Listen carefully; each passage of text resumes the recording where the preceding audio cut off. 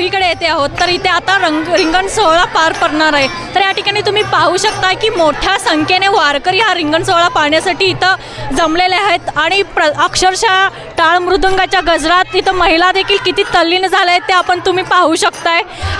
एकंदरीतच संसाराचा बोज उतरून त्या ह्या ठिकाणी पंढरीच्या गजरामध्ये सामील झालेले आहेत. प्रत्येकीच्या चेहऱ्यावर तो आनंद ते तेज पूर्णपणे उठून दिसत आहेत आणि अशा छान नटून त्या या वारीमध्ये सहभागी झाले आहेत. तुम्ही पाहू शकता त्यांच्या डोक्यावर तुळस आहे.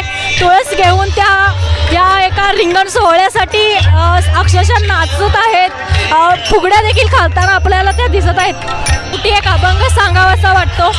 अवघा रंग एक झाला रंगी रंगला श्रीरंग, मी तू पण गेले वाया पाहता पंढरीच्या राया, नाही भेदांचे ते काम पळोनी गेले क्रोध काम, देही असोनी विदेही सदा समाधिस्त पाही, पाहते पाहुणे गेले दुरी म्हणे चोकी याच्या महरी. तर कॅमेरामन नाज आत्तासह अमृता पवार, माझा महाराष्ट्र, कोल्हापूर. नमस्कार, मी अभिजित चव्हाण.